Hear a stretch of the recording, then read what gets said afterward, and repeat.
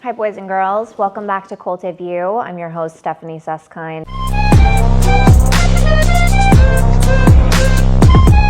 Today I want to take this opportunity to dive into the political waters that we find ourselves in. I know that the frustration and fear and anger is real right now. And I think that we really need to work together to unify the conversation and hear from those people who are so angry about what it is that they really feel that they need to be so angry about. Like, what is the fear? Are you that entrenched with this stuff that you have been fed that you no longer see, that you are no longer able to use your own intuition? So that's the intention behind this conversation. I want to talk about hard stuff, and I want to talk about stuff that's affecting society, especially women, and really start a conversation that leads to creating a better space. So let's start by talking about education. I'm choosing home education over any school system, private or public, when I have my children. You know why? Because it is absolutely terrifying that we have forgotten the fact that education was put into place to create workers. And we live in a time where that is no longer the objective.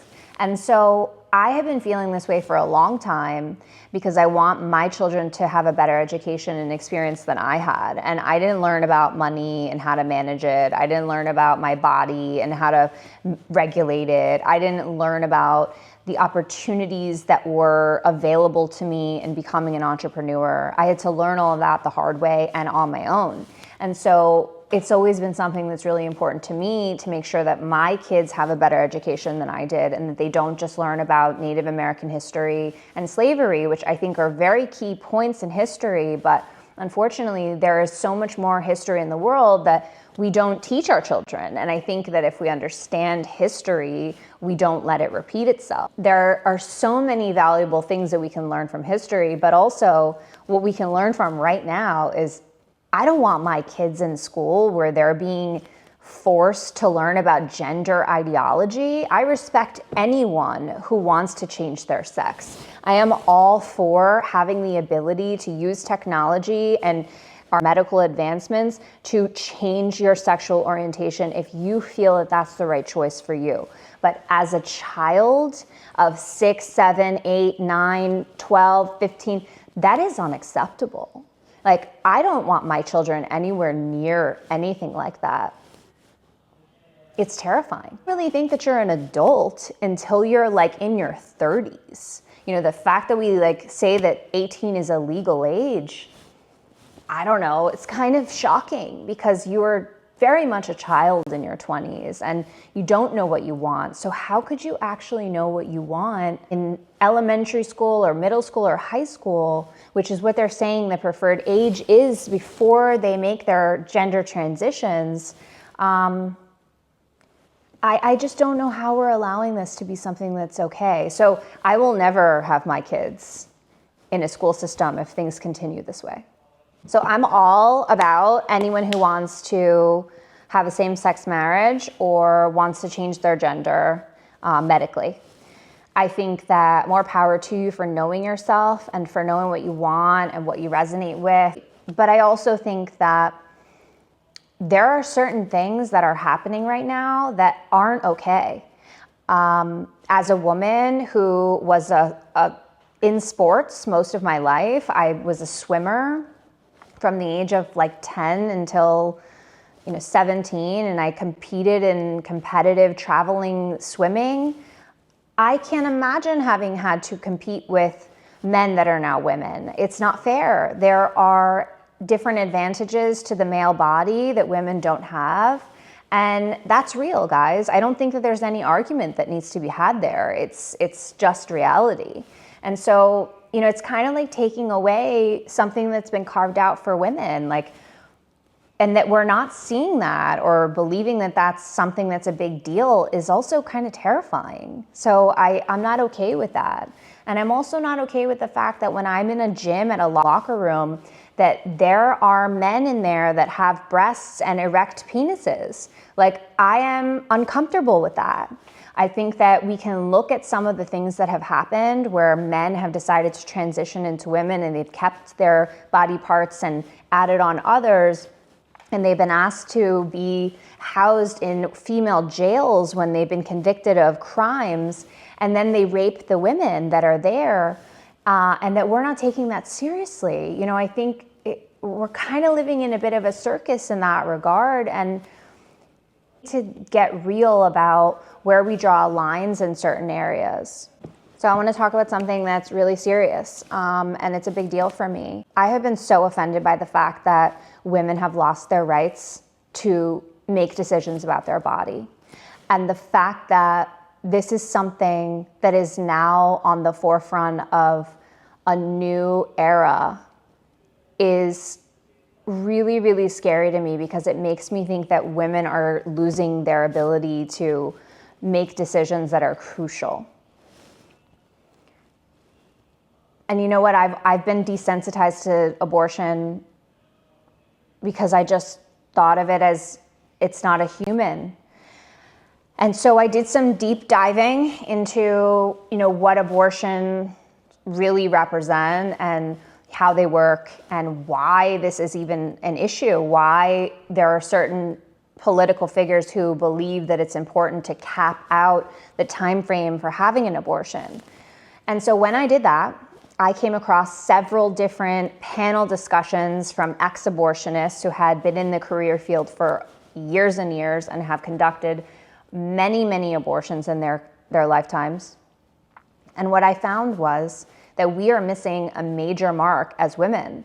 I have been completely oblivious to the fact that a fetus is an actual baby with limbs and fingers and a heartbeat at 6 weeks.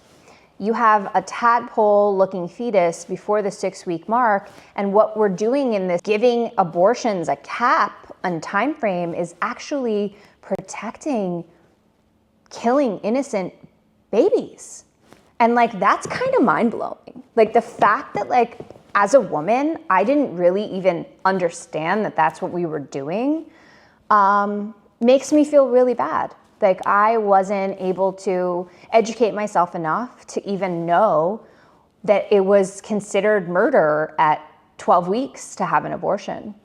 And so listen, I'm no extremist, but I just want to express the fact that I think we need to start looking at things a little more clearly and stop believing everything we read and hear, and do our own research and see how we actually feel. Because look, if you go online and you do your research medically and you see the different stages of a fetus and at what point it becomes a human, maybe you would agree. So yeah, I have a new position on abortion, and I think we have been kind of foolish to not investigate things more and to see maybe where this comes from, because we're having less and less children, and I think we do need to focus on unity of family. And look, I think there are exceptions that need to be made. If you are in a bad situation and you fall pregnant and it was because you were raped, or you are in a position where you're having a medical issue, or you find out the baby has a medical issue, these exceptions need to be taken into consideration. But I think we actually need to take a step back and understand where this is even coming from. And the fact that there are men in the world who are more aware of this and more interested in protecting children than us women are is kind of scary, guys. What does that say about us as women? Like, we are the ones with a womb. We are the ones who are the baby makers. And the fact that we're totally offended and appalled that there are men in this world who would like for us to limit the timeframes on killing our own unborn children, and that it's wreaking havoc, and that we're now going on strike against men, and we're threatening to have, hysterectomies. Guys, I think that we just are missing what they're actually trying to say. And that was a huge moment for me when I realized what was going on. And it changed my perspective completely. And so with that being said, I would like to end my opinions on what we're arguing about. So let's talk about the future. I'm most excited about the fact that Musk and RFK Jr. have decided to team up with Trump. So I look forward to RFK making an impact on our food. I believe that there is absolutely no reason why it's acceptable for the United States to have chemicals that are not approved in Europe.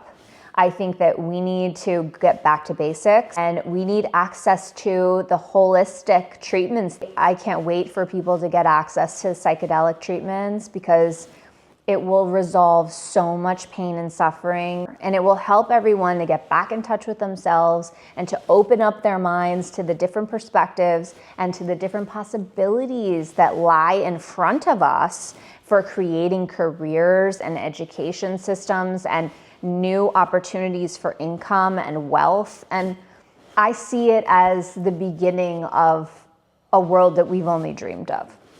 And as far as Musk goes, with reorganizing the structures within the government, I mean, look what he did with Twitter. We got to actually have proof that there were government interferences with what we were shown on social media. And then it led to our buddy at Facebook to admitting that he also fell victim to allowing the government to push him and persuade him into keeping things from us. It's really unfortunate that this is something that happened, but it's the reality. So the people who are upset right now, not understanding how all of this is a reality, we need to get together and we need to talk. And so these are my thoughts. I hope that things start to improve over the next few weeks and people start to cool off and really come together and take this opportunity to move towards a better future together. See you next time.